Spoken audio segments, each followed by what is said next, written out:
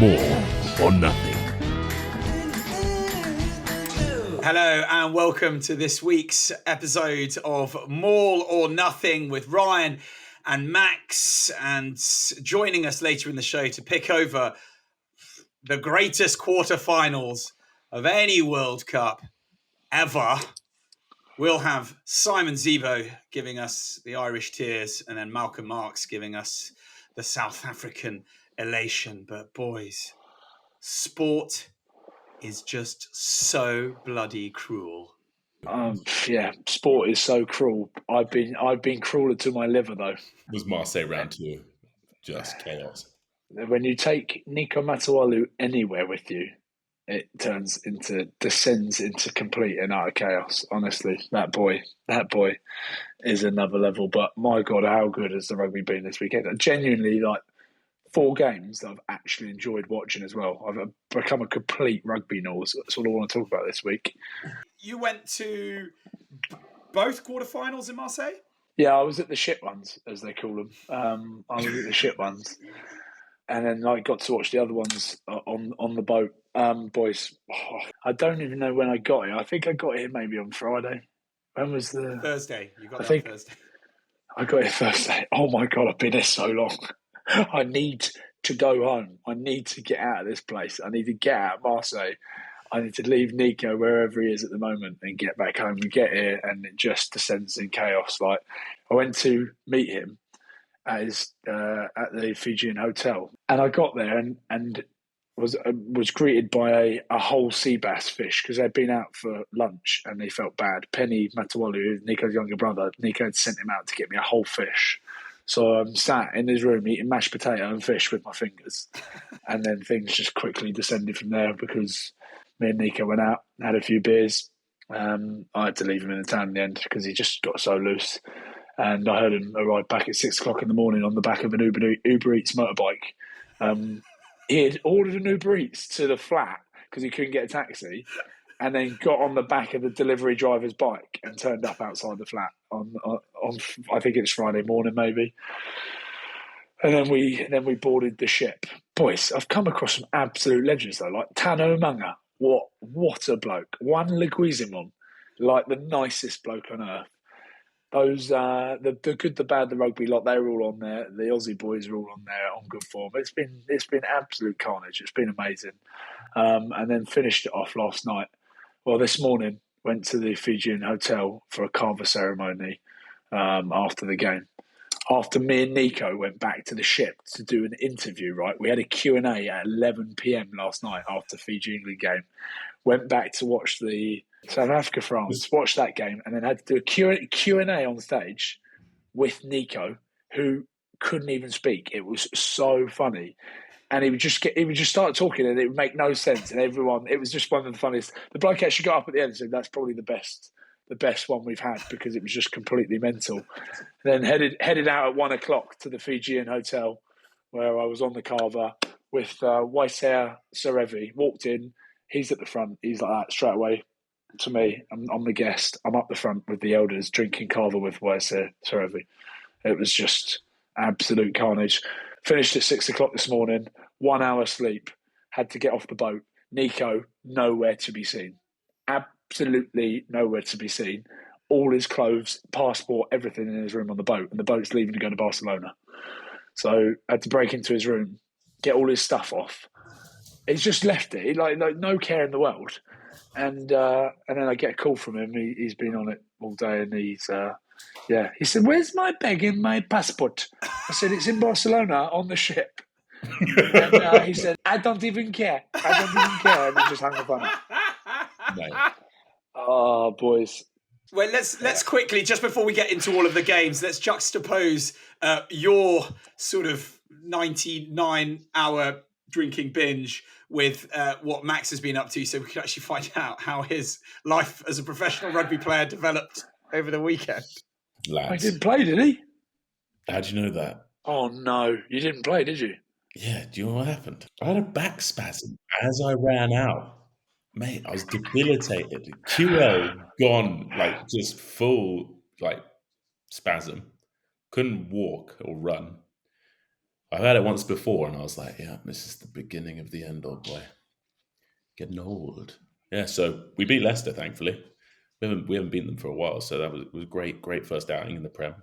And now I'm fine. Hold on a minute. Tell me, it spasmed as you were running out for kickoff, or No, so it was for the cranky. It was cranky, but like prop life usually have a cranky lumbar. It's not out of the ordinary. Got the DP on it. Was getting it prepped, trying to preheat the oven, do some like core exercises, etc. But I just couldn't quite shake it. And then I sort of did a little stretch, and then went to jog, embrace the atmosphere of the great Ashton Gate Stadium, and then But by now, QL's packing up. Didn't want to be there, mate. Sad, but we got the dub. Great day out, and then sister came down for the weekend, and I showed her the sights. It was quite wholesome, other than the back spasm. I feel like a really different sort of weekend. Yeah, his was a Bukowski novel. Mine was something a little bit kind of more sad, but yeah, we got the dub, and the boys sent it. Sadly, I couldn't be there. Back spasm and all. Had the feet up watching Code all weekend. Oh, here he is. Gentlemen, how's it going? We are delighted to be joined by Simon Zebo, who appears to be waiting to go dogging in a car park. My house is absolute madness. There's too many children inside causing chaos at this hour, so apologies, I have to stay outside. Oh, I love that. And the fact that you have to go and sit in the car to get some peace and quiet. It's mental. Exactly. It's chaos. Seems, mate, talk us through what's the feeling like back home after that quarterfinal defeat? Yeah, look, everybody's disappointed,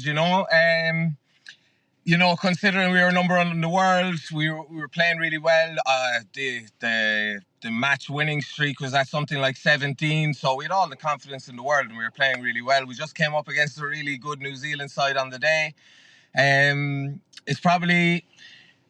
we left probably a couple of chances out there. I think Johnny Sexton said it after the game, that he thought they had them during that 37 phase run they had last play of the game. So I think when they look back on a couple of the images, they might be disappointed they didn't capitalise. But fair play to New Zealand, they were amazing on the day. But it's definitely a kind of sense like we were better than a quarterfinal, like we probably deserved to be at a final, and people are just kind of upset the just rewards didn't come through in the end. So, yeah. Now you know how we feel as Scotland. We feel like we deserve more than a group. Here they're building. You're building, lads. You're building.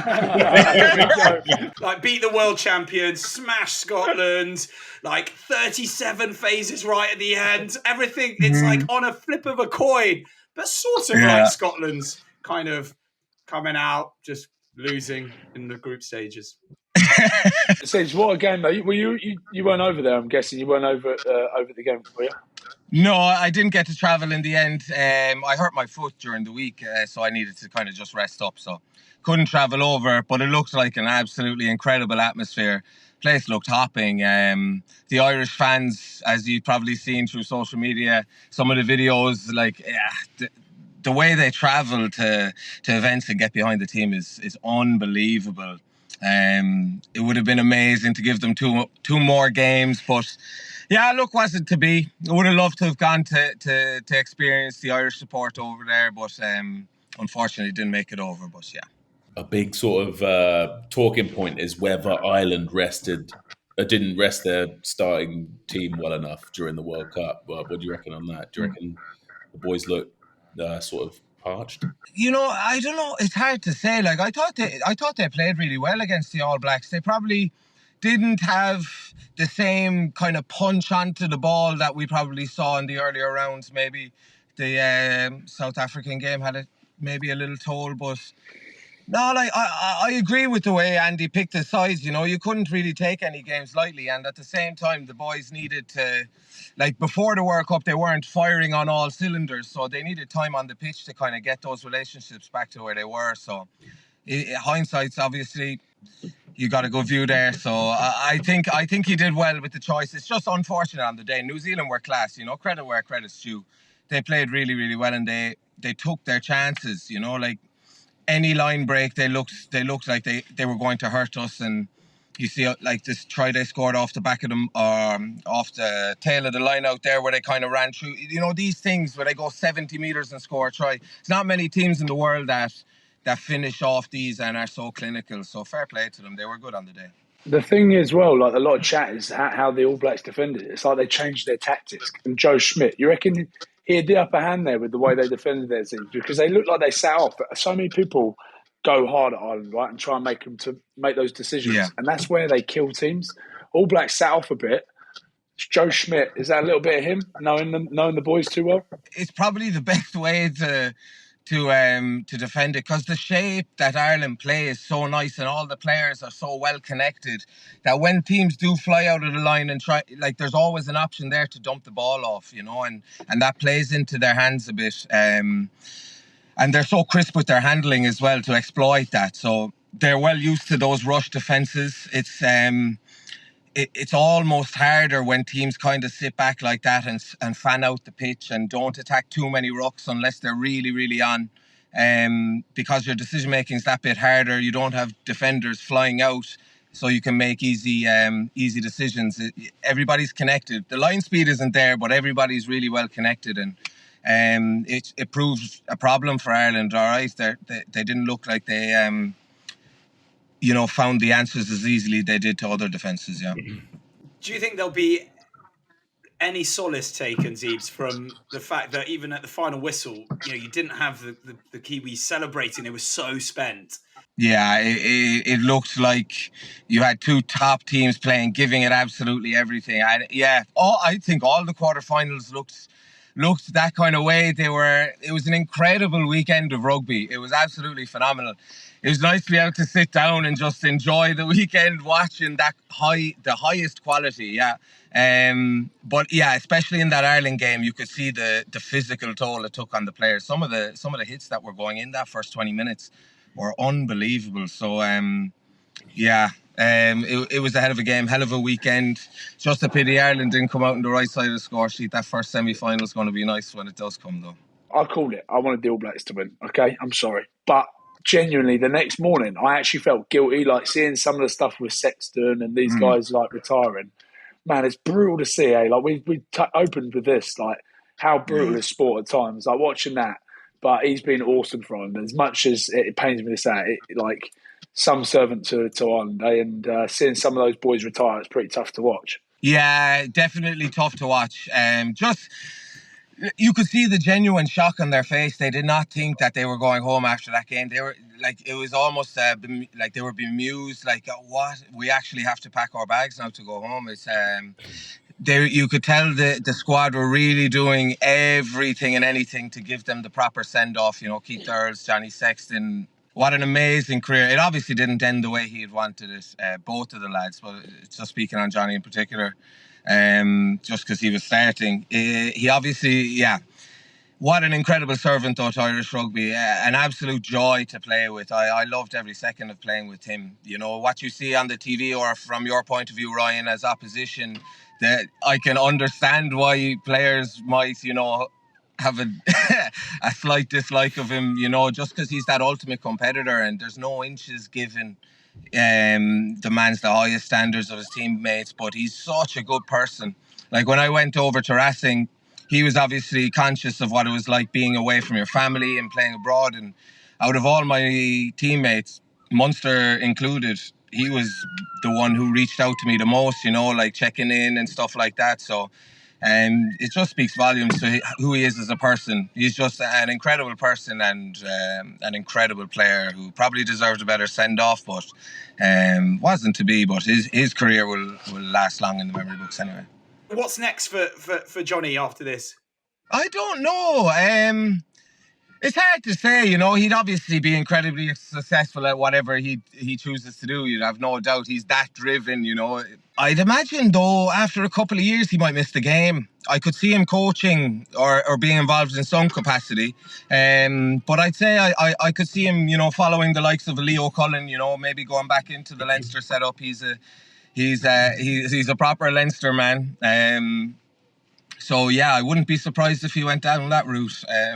But yeah, he's an incredibly smart guy as well. So that business world might get Johnny Sexton coming into us in a few years. He loves cash too. He loves cash. So don't we all? So definitely business. Business first. Playing rugby in Saudi Arabia. Just summarise, because it feels so harsh, right? This is arguably or almost definitely the greatest Irish side of all time. And yet they've got to show of it. It's the same as all of the other Irish teams that have come before them. And is that almost the cruelest thing?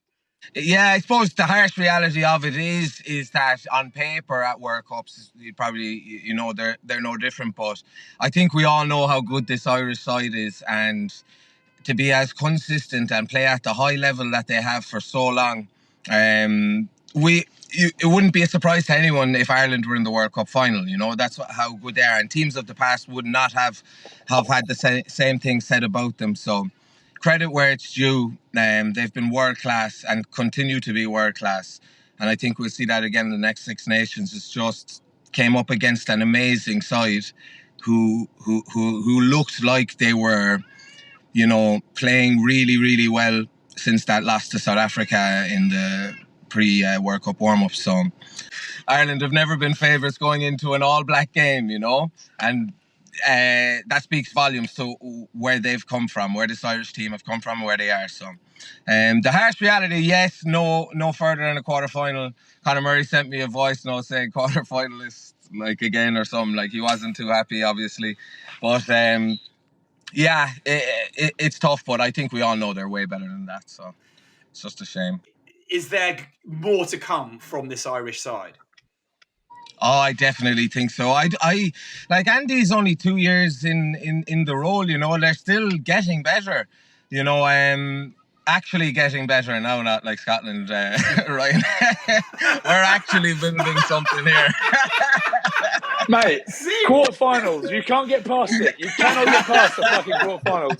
Actually, I'm so fucking happy you didn't. We're actually building, sorry. Well, you've got to get to the semis to be building. You've got to get to the semis to be building. I know. Yeah, so and you have to beat Italy in the Six Nations to keep it. Oh, Jesus.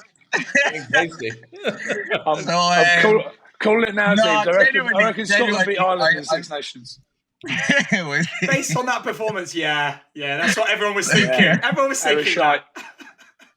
As I was saying, 2 years into Andy, and look how far and how strong we are now as a team, and the strength and depth, the youth that's coming through the Irish system in the academies is frightening.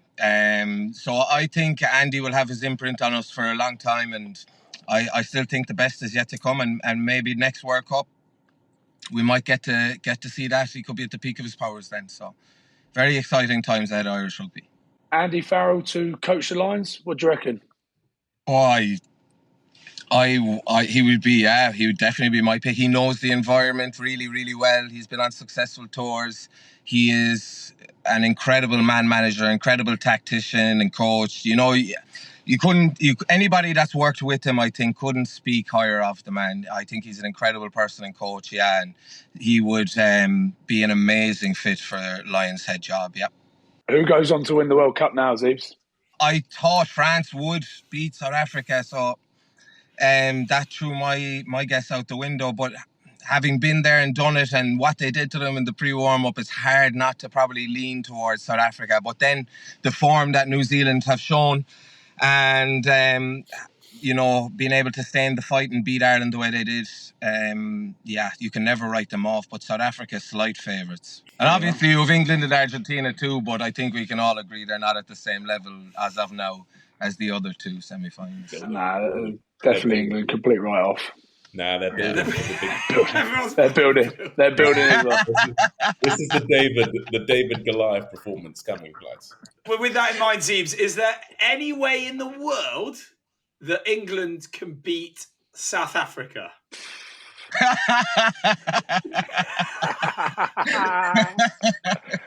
I don't see it, lad.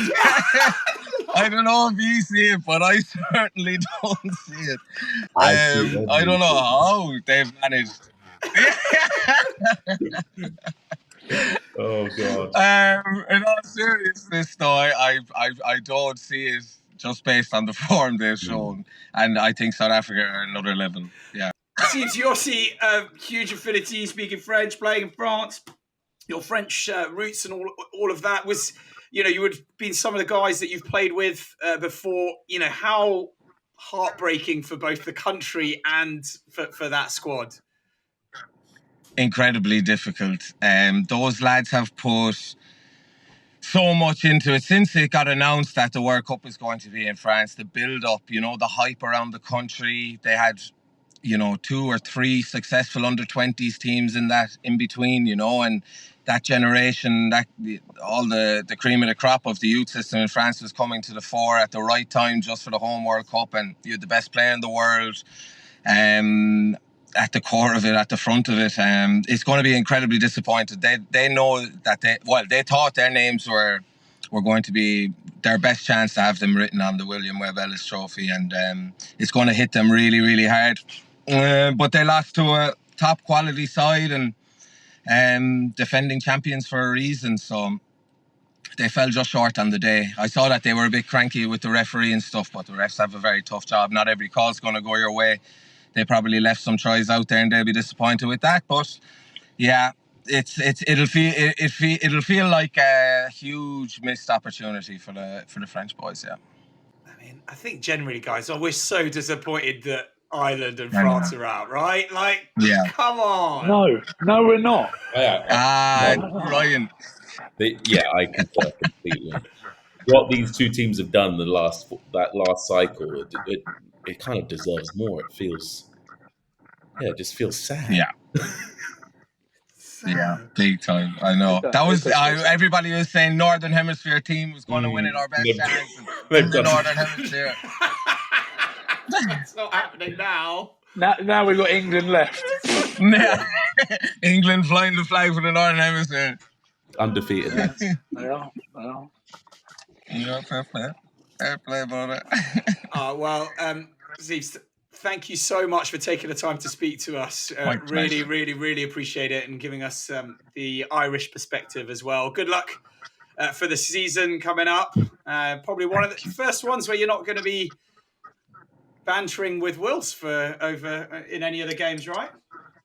I know. It's a sad day. It's a sad day thinking of the lost crack we're going to have on the pitch. Oh my goodness. No, don't worry, mate. I'll be down there in a commentating role, maybe. Yeah, coming in the changing still room. Hurling abuse at me. Here, Zeev, just for a laugh, I just want a score prediction for South Africa England. I'm going to say 37-10 to South Africa. What? This is going to be a mauling. Zeev, you've been a legend, mate. Thanks very much for coming on, bro. My pleasure. You're all legends. Thanks for having me on. Always a pleasure. Take it easy, brother. Well, guys, I mean, let's turn our attentions to that England-Fiji quarterfinal. Ryan, you were there. First things first, atmosphere in the stadium. I'll tell you what, I was blown away the day before when I was at Argentina-Wales, because I was in with the Argentinians, and it like the Argentinians, the fans, the amount of songs they've got, it's just incredible. It was amazing. And sadly, I went like a bit more corporate and hospitality, so I wasn't actually in amongst it. I was sat behind James Haskell, for fuck's sake, so it ruined the game. Absolutely ruined the game. But, boys, 60 minutes I turned around, and me and Niko were sat next to the Matawalu brothers. And I said to the boys, we need Fiji. We need to do something here. And they got those 2 tries on 60 minutes, like going into the last 20. And you're like, this is it. This is it. Like, we were bouncing, like James Haskell thinking and we were like giving it some. And then, just to get snatched away towards the end. They just looked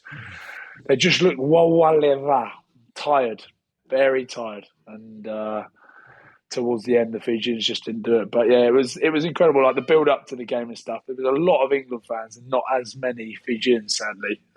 But those Fijians that were there, they made some noise and made a party of it, certainly. But I was absolutely gutted, boys. I was more gutted Fiji getting beaten by England than Scotland getting knocked out in the group stages. from your perspective, Max, where does that performance sit in Steve Borthwick's reign so far? Yeah, it's probably his best performance, isn't it? Like, what is it? What was it? 30 points he scored. I mean, still everyone's complaining about how England are playing, but they were stubborn. Like, they knew what they had to do. They learned from their mistakes against Fiji at Twickenham 7 weeks ago, and the breakdown was completely different, wasn't it? Like, the Fiji just struggled to get that ball speed they wanted, and the contact was far more. I mean, don't get me wrong, the Fijians were still winning some yards after contact. It was mental, but the contact area was barbaric, wasn't it? It was a war. You see Marcus Smith's face afterwards. Man's got a lip out here. Yeah, like, I know. like Mr. Bump. There's like Semi must have made a few line breaks. He's just trying to run him over every time. Poor kid. Oh, he did though. That you could feel he it in the stadium as well when he made those line breaks, and he just saw him for, "I'm coming for you, brother." Yeah, he's like, you just know when he's going to do it. Like, if your toilet seat early on Semi, he's just going to drop the boom on you. The Fijians though, like, had a different way about them, didn't they? That like they had the bit between their teeth. They weren't like passive. They wanted to go for it. Like all the confrontational stuff. Like, and that picture of Bottio when he's like this with Tom Curry. Have you seen that today? It looks like it's about it. Yeah, he's like got the hand ready. So good to watch because it meant so much to him, mate. And that's what, like, genuinely, like, speaking to Joe last week, Rocker Folk on the last week's episode, like, being with some of the boys there, like, and after the game, like, genuinely, what it means to them to, like, get that far and what it would have meant to Fiji to get to a semi-final would have just been so special for them. That's why I think it broke my heart so much for them, mate.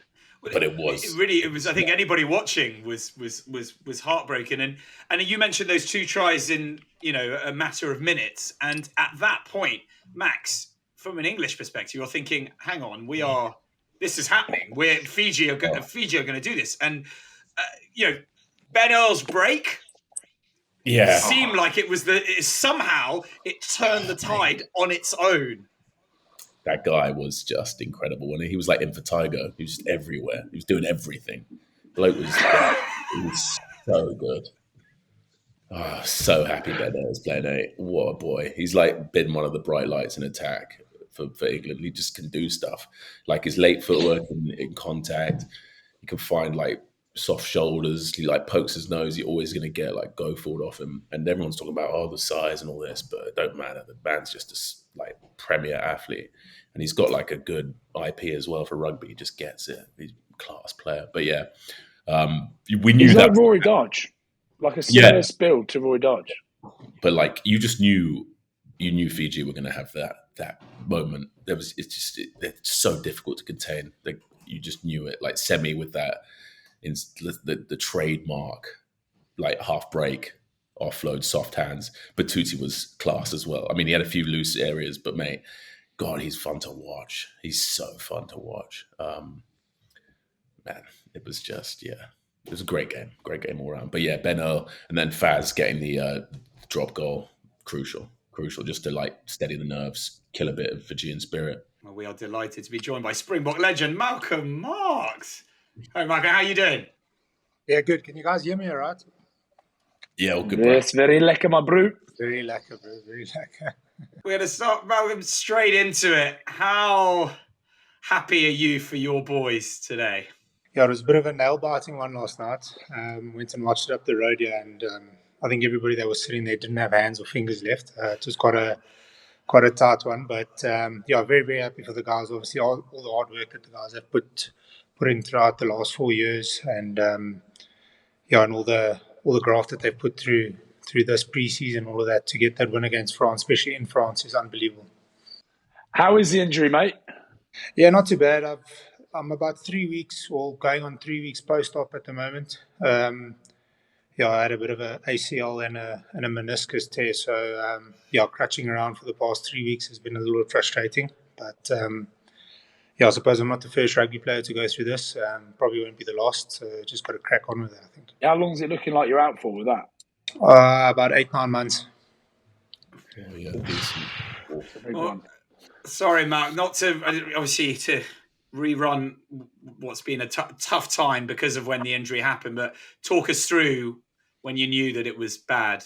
Oh man, it was just a freak accident at training. I mean, my leg got caught and my body went one way and the bottom half of my one leg just stayed and sort of felt a click or two. And some of the guys after training came to me and said, "How do you feel?" And I said, "Nah, I just knew and I had a feeling that it was gone." So obviously the confirmation after the MRI and all of that was a bit of a tough pill to swallow. But I mean, like I said before, it is what it is. We've got to crack on and keep moving on.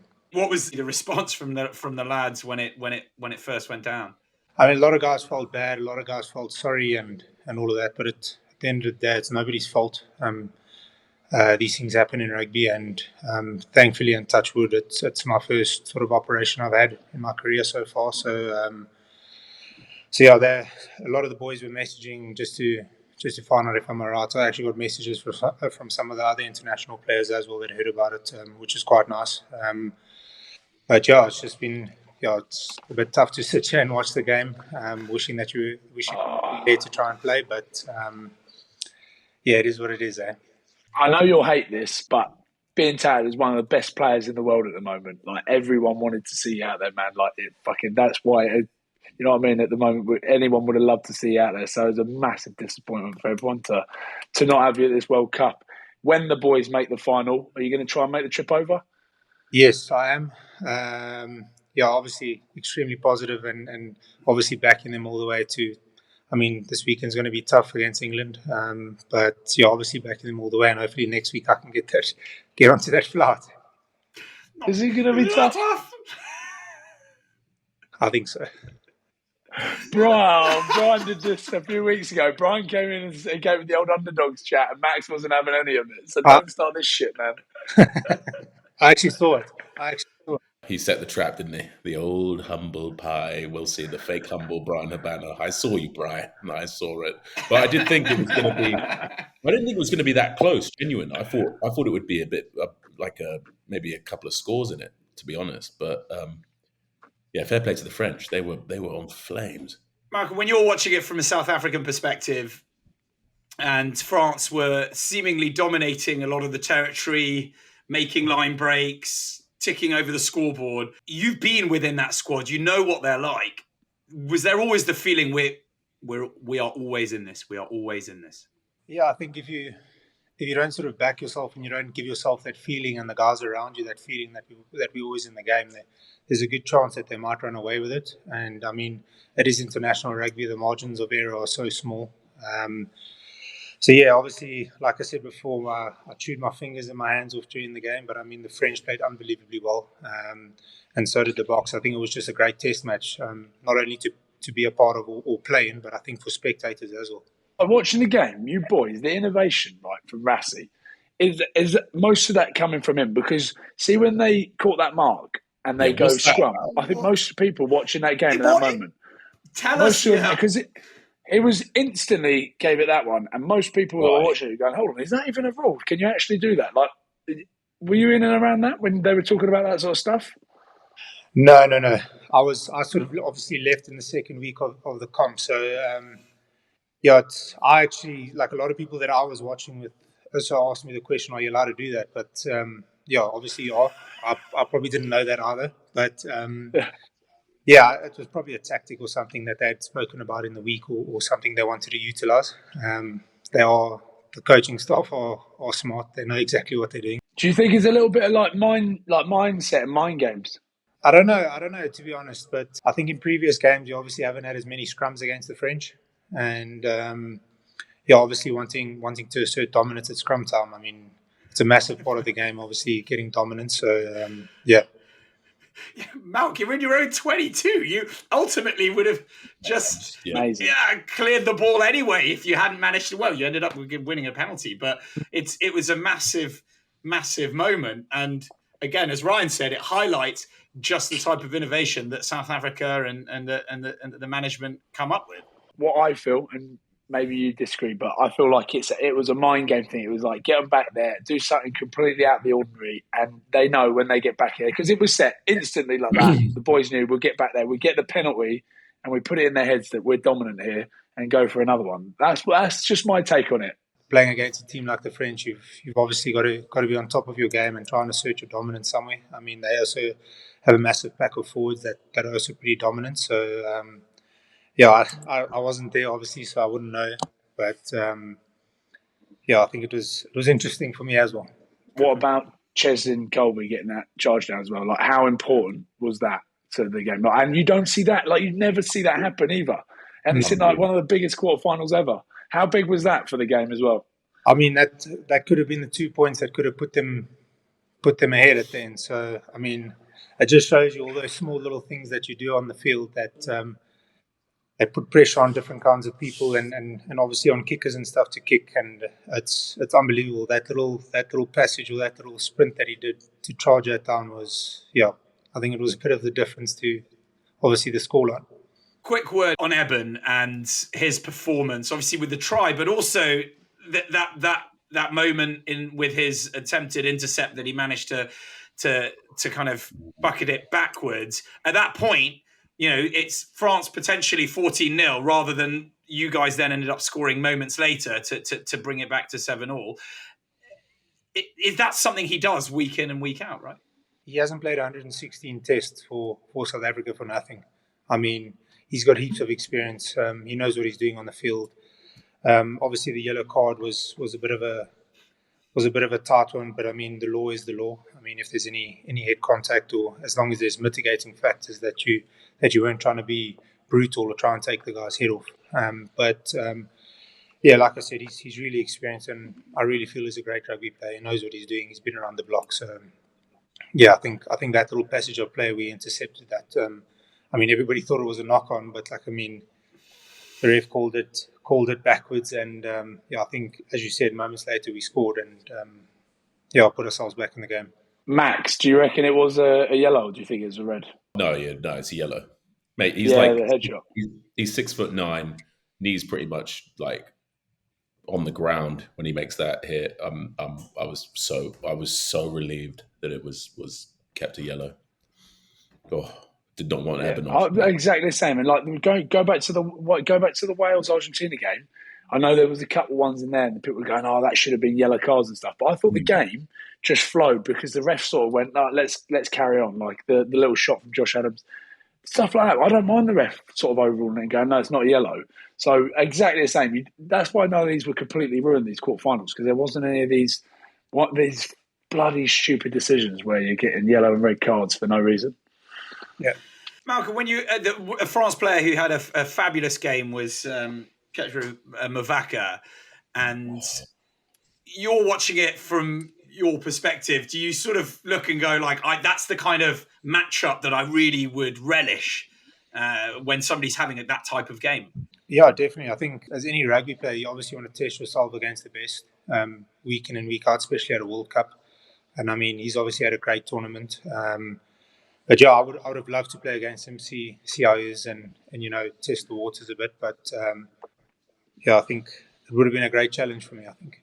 We tried to do some predictions earlier at Malcolm. We asked Simon Zebo whether England had any chance of beating South Africa, and he laughed for probably about 40 to 55 seconds.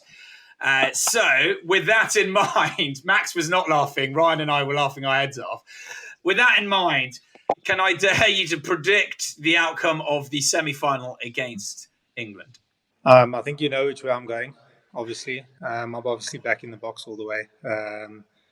Yeah, like I said before, it's semi-final rugby, and you got a couple of the best teams in the world playing against each other. And yeah, I think it is going to be a tight game, but obviously going with the box, 100%. By how many? I don't want to say. He's not allowed to say. I don't want to say. Quick word on obviously Stephen Kitsoff's the daddy. He's starting right now, but Oxenche, the fire hydrant that comes on at loosehead, is he the most destructive loosehead playing rugby right now in the scrum? Mate, that guy's a problem. Comes on, you just know he's getting pens. Mate, what is he? What's he up to in the gym? Talk to me. Tell me his secrets. I don't even know, to be honest. I mean, he's not the tallest, but I can promise you now he's one of the strongest players. Man, I think everybody's just excited to see them scrum. I mean, not just Ox, I think for Kitsi as well, and the whole front row. But yeah, he is a menace. He is tough. Obviously, our scrum sessions at training get a little bit heated, and it's no doubt. Yeah. But I mean, what better way to prep yourself for the weekend, you know? Oh, and shout out to your colleague Umbanimbi. Unbelievable game. He was working so hard in the middle, just trying to shepherd Dante in that. Like his work rate, I didn't even know he had it in him. It was incredible. Mate, he was all over the place. Class. He definitely has it in him. Great player and a great player to challenge yourself against. Obviously, in the environment, you're obviously wanting to challenge the other trade, and everybody wants to be the starting hooker or wants to play. But like, I mean, if you're making each other better at the end of the day, I mean, there's no better feeling. Talking about front rows then and bomb squads, talk to us about the beer because you've got a bit of time in your hands now to push that stuff. How's that going? And you'll be enjoying a few after the final bomb squad beer. 100%. It was a funny story actually. Yeah, myself and Kitty, after most games, you have a couple of beers, and I mean, normal chats. What are we going to do post rugby? And I mean, the one that kept coming up when you're a little bit hammered was the beer story. And I mean, we both love beer, so yeah, we just decided to risk it and go for it. And I mean, yeah, it's done pretty decently. Obviously, we're still very, very small, but yeah, it's done pretty decently at the moment. We're just hoping it can push on and carry on growing. That's so good, man. Bomb squad beer. I'm sure it'll blow up over there at the moment. I know you boys love a beer. I remember when I first saw you on that Barbar's tour that never was. I actually thought Kitsy was cross-eyed, but he was that drunk. Yeah, nah. It was crazy. I was probably worse off than he was. So, yeah, being late for the meet, the first thing of the week was great for myself and Kitsy. In terms of a terrible segue, though, Malcolm, and we're talking about beers, but do you think there'll be any hangover from that incredibly fierce contest against France? A hangover for me or for the other players? For the other players. Yeah. You won't be drinking with that knee, mate, will you? Oh, I don't drink anymore. Guys.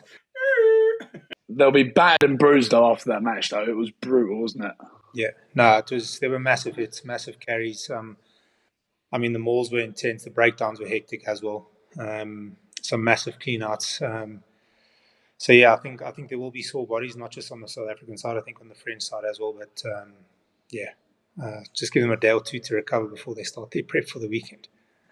Yeah, it'll be a lot sorer for the Frenchies. You know what it's like when you lose a big game like that. A lot sorer for the Frenchies. Mark's very upset. He's French. Yeah, I'm French. It was honestly watching it with my family. It was no one said a word. I literally, once the game ended, my brother and I just looked at each other and went, going to bed. We just didn't say it. We didn't even break. Didn't watch anything afterwards. Just went straight to bed. It was like 10:01. It was it was horrible. But how hard is it, Malcolm? Do you think for your boys to emotionally get back up for the semi-final, having gone through, that gladiatorial test? Yeah, it will be difficult. Obviously, the coaches will contribute to that. I mean, I think most of the players that are playing there were involved with the 2019 World Cup as well, so they know what it's like. Sunday was a massive test, but I think the guys with the experience that's in the squad, they'll know how to get each other up and make sure that the guys are ready for the weekend.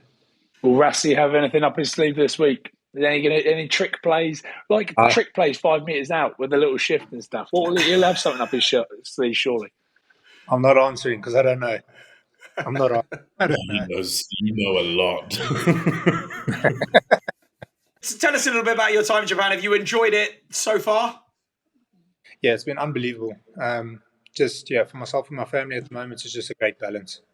I get to spend quite a bit of time with my family, obviously being there, say, from the end of November, December until the end of May. And then the rest of the year, I'm sort of based back at home. The balance at the moment has been unbelievable. The rugby's been great. I mean, it's a different style of rugby, but experiencing different cultures, the way their culture works and what it's like to live in their country has been quite awesome as well. Who do you tend to hang out with when you're back in Japan?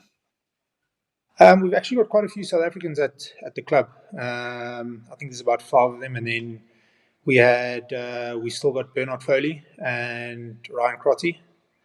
I think Crotts has actually left after the season, but you tend to hang around with the foreigners quite a bit. But every now and then it's nice to go have a little razzle with some of the Japanese guys and see what they like when they get hammered. Oh, they love it, don't they? They love it. What's their style? Drink hard for about 2.5 hours and then head to bed. Crazy. Sharp. Hard. They go really hard.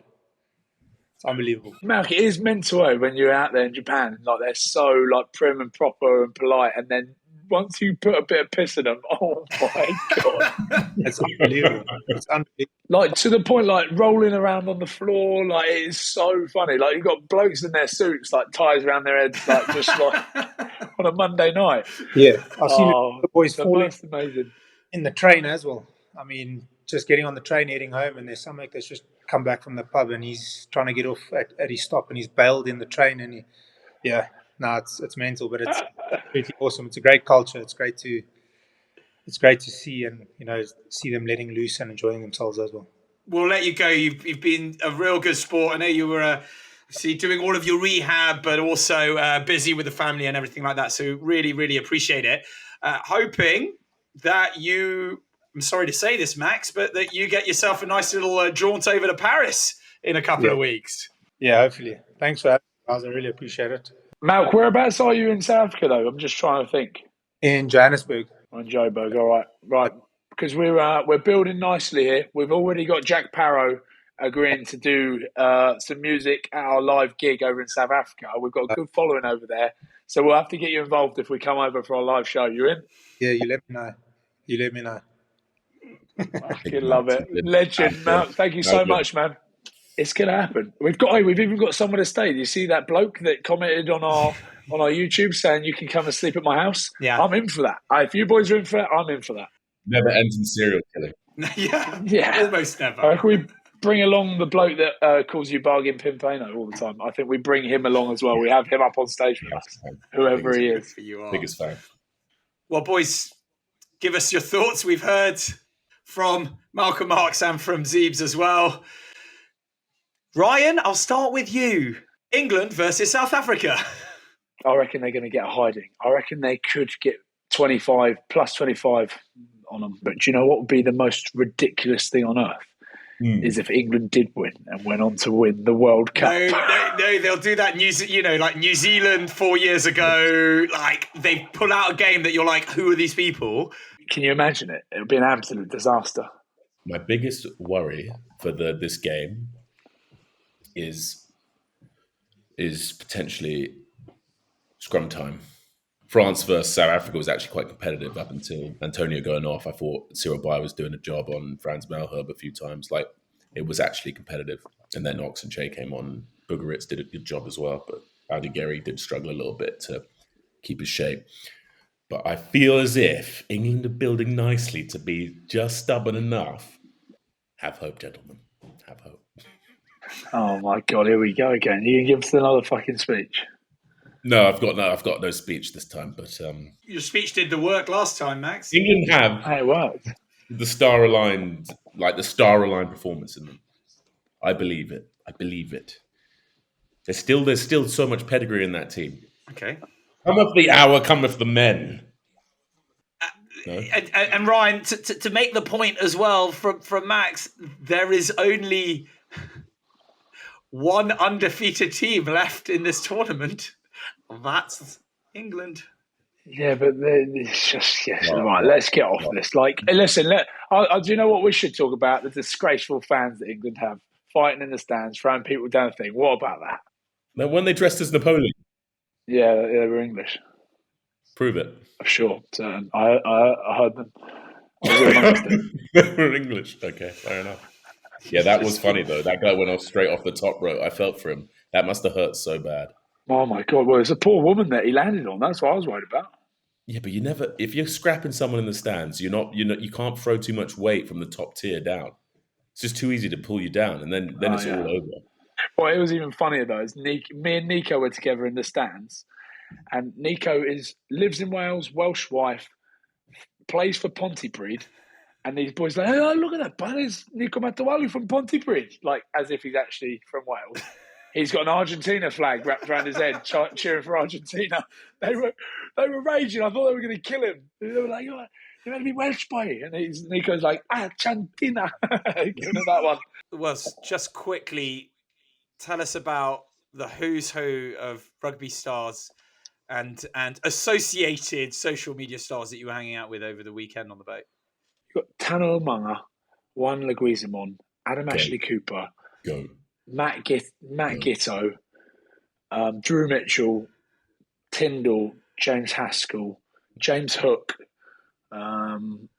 Archie Curzon. I've thrown him in there. The CEO of Clapham is floating around the boat, and I spent a lot of time with him. Very, very funny man, Archie Curzon. Him and Niko. Yeah, we went out for a few beers together, and things got weird. But what a guy, Archie Curzon. There's your legends for you. That's impossible for me. I'd feel so inadequate. You're all so good. You're all amazing at rugby. I did when I was stood up there with Tano Umaga and he's giving his insights. Oh, mate, he must have had some stories. What a bloke. But yeah, me and Niko, we got on stage at the end and didn't even want to talk about rugby because that's like kicked the arse out of rugby. Yeah. So we just sung a Fijian hymn. How good is that? I just opened up with, I said, Nick, you want to say masu, which is like, you want to say a prayer, like after the dinner finished? And he said, no, we're going to sing. So he goes, ongo, ongo, nongo. So I opened up with the old, ongo, na, nongo. And off he went, nongo, masu. And then at the end he went, I can't believe you still remember all the words from 11 years ago. Really, Sonny? It Nathan Hughes, Semi, and Siva Nalago did that once at Bears. It was so special. It was actually wonderful. They just did some hymns, and I was like, yeah, I was stuck in time. I was like, this is beautiful. Yeah, one bloke actually came up and said, mate, he said that was beautiful. I actually got a bit emotional. It really is. It's so nice. But I think he loved the bond between me and Niko because it showed how tight we are as brothers. So it was, it was cool. Guys, give us the highlights from that Wales-Argentina game. Carl Dixon being thrust into the melee after Jaco Piper pulled his groin, and then Wales blaming it all on the ref. As Argentina surged in response to an early assault and managed to persevere against the canny Welsh Dragons. A lot of dreary daffodils floating around the stadium after that, I tell you. Did it feel like a fair result in the stadium, Ryan? Yeah, I think it did. And I think they were upset because the Argentinians haven't really performed that well up until that game, have they? And they snuck it. I thought the Welsh would do it, though. I did. Before the game, I genuinely thought the Welsh would do it because, you know, that adversity that they've been through and no real mega superstars in that squad, except a couple here and there. But that's when you've got a dangerous team. And I think Wales will be gutted. But Argentina, to be fair to them, I think the 16th man made a massive, massive difference because the fans were just incredible.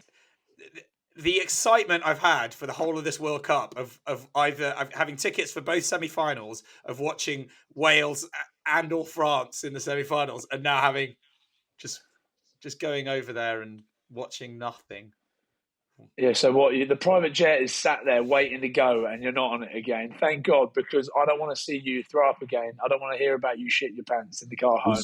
Mark, as a Welsh fan, who's the Welsh player of the tournament? I'm putting forward Jack Morgan. Yeah, he is. You forget how young he is. I don't know. I just feel like he's right now, and it's been said a little bit, almost no player outside of Ireland gets into a Lions starting 15. That was the kind of chat. Apart from Finn was potentially because Finn's class is permanent. Then you're like, yeah, but I think, you know, Jack, mate, he's something different. He is a potentially a world class player, surely. We called it here on the podcast, Jack Morgan for Lions captain.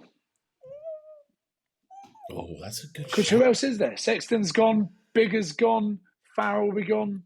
Will he be gone though? You can't have Andy Farrell being the coach and then picking his son as the captain.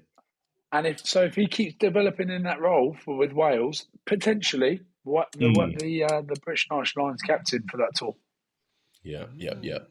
Max, from your perspective watching it, you thought it was a fair result?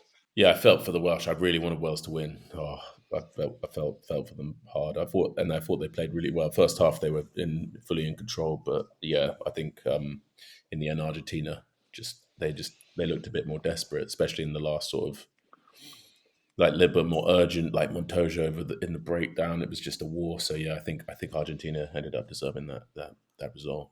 England Fiji, fair result. Yes. No, I disagree. I think What was unfair about it? even there was a feeling around England fans that some of them were wanting Fiji to win because they loved the Fijians so much. So it was just all bloody unfair. And I I think was torn up. Fiji should have won. I was torn up watching that. I was getting weird. I was like, oh my god, does my subconscious want Fiji to win? I'm telling you, there was a feeling about it in the stadium. There was a feeling there. Like when they started to turn it around, they weren't that annoyed about it. I think if Fiji had won, I don't think England would have been like, I think there would have been a feeling of, we probably don't deserve to be there, and Fiji do. So that's why I think. Well, your psychoanalytics are always on point, right? Always on point. Just quick thought from you from that, because he's your friend as well. Sliding doors, Ben Earls isn't even at the World Cup if Eddie Jones is still around, and yet he was man of the match for you guys. I know, it's unbelievable. He should have really started whilst he was at Bristol, shouldn't he? He was probably one of our best players. I mean, don't get me wrong, he's kicked on, but he should have been involved for a while. But in saying that, it is a very claustrophobic back row right now with those sort of players. We've got the Currys, we've got Sam Underhill, we've got Jack Willis, so it can, and obviously Lewis Ludlam. So, mate, you can understand how really good players can sort of get lost when there's that kind of depth, like the Mariana Trench for those kind of athletes. But mate, it's so good to see him out there doing what he was doing. He's definitely been the sort of the bright spark. I thought Courtney Laws was quietly excellent as well, other than taking a seat in row Z when they got a hold of him. My God, that was definitive, wasn't it? Yeah, you sit down, big fella. And then there was almost a bit of a scuffle out there, but all credit to Fiji, man. So all the classy names turned up, didn't they? Like Levano Bottia was unbelievable. I thought he was hard done by on a few of those turnovers. Man, the turnovers is tough. 100%. What do you think about the turnover rules? I get the clear release, right? But there, you just see it gets interpreted so differently with the hand on the floor and stuff. Because I'm pretty sure, like, it depends on the name or who's doing it. Like, if they've got a rep for jackling, then I'm going to give it. You know what I mean? Of course, it does. It always has. It always has. Like playing with people like John Barkley, always got away with everything because it was John Barkley who wore the 7 on his shirt. Same with Warburton, McCaw, all these guys. Like they get away with it because of who they are. But you see someone one hand on the floor, one hand on the ball. You know, it's hands on the floor, but they look like a couple of those were given at the weekend. So yeah, it's a bit all over the place as well.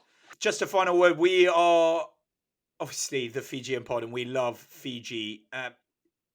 They deserve to be sat at the top table now, right? Should they be in the Rugby Championship? There's They go, Max. What do we think? 100%. It has to be done now. There is no time like the present. They have to be involved, and it will only make world rugby better for it. Like a proving ground against like Springboks, All Blacks, the Wobblies at the moment, but they'll come back. Don't worry about them. The Wallabies are coming back. But yeah, I think that's the arena that Fiji need to kick on and remain a sort of a potent force. Because with World Cup cycles, we see them sort of capitulate, then peak for it, then capitulate because of all that talent being spread around the different competitions. But with the Fijian Drua and then a regular international tournament, there can be some consistency and some actual structure built, and I think that would be just wonderful, especially seeing all those absolute freak shows doing what they do best. Ireland, New Zealand, fair result. Yeah, I think it was a fair result. I think the best team won on the day. I did believe though that Ireland looked somewhat. They just didn't look quite right. Not that they played badly. I'm not saying they choked. I just think they looked a few. There you are. No, I'm not saying they choked, No, choking's where you bottle it What, bad. they choked? No, they didn't choke. They just you have to bottle it bad to choke. They didn't choke. What happened there was number one, they lacked a few sort of percent. choked and go through to the semi-final. Well, if you want to call it that, you can call it that, Ryan, but I disagree. Any team that goes 38 phases of the death like that, did you see the valor, the self-sacrifice, the lack of self-preservation? It was unbelievable stuff. Mate, you had geezers out there like Tiger. Mate, he was walking into contact. Like they were moving, like everyone's dying. Yeah. They were like walking around. No one wanted to spill it. They're like, just get through the phase, go again. And like the ABs were up for it. They matched it, but you could also see them moving like fridge. It was. They were moving like articulated lorries. A lot of them. I felt for them, but it was a heartbreaking result. Like you could just see what was given, even in that defeat. Man. There's nothing quite as like theatrical as a game like that. That's exactly the sort of game rugby needs. It's just unbelievable. Absolute like sport porn. Oh, dreamy. France, South Africa, fair result.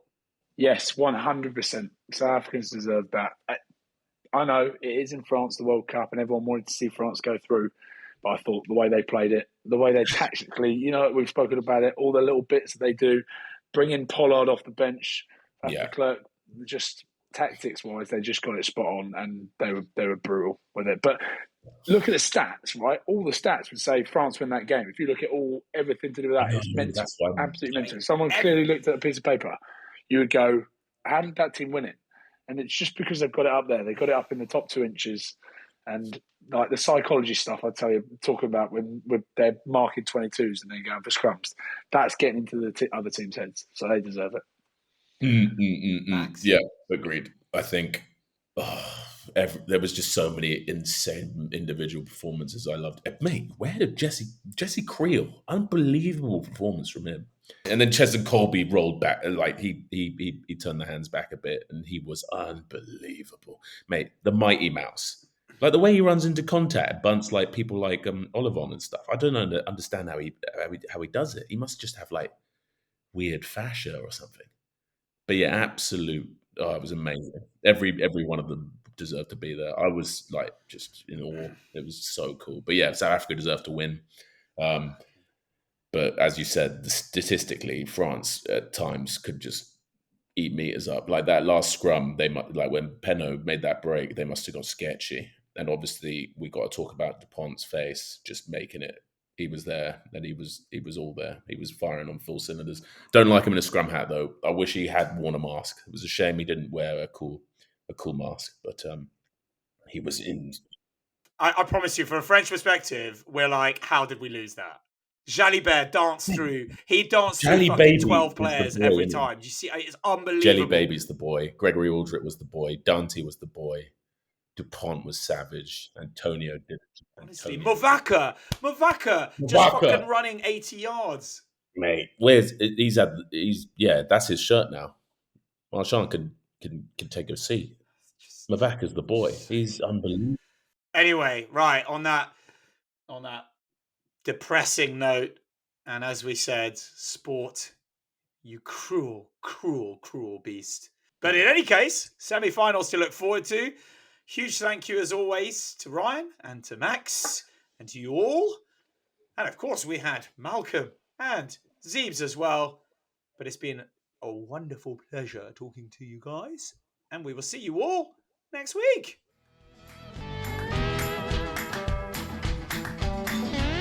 More or nothing.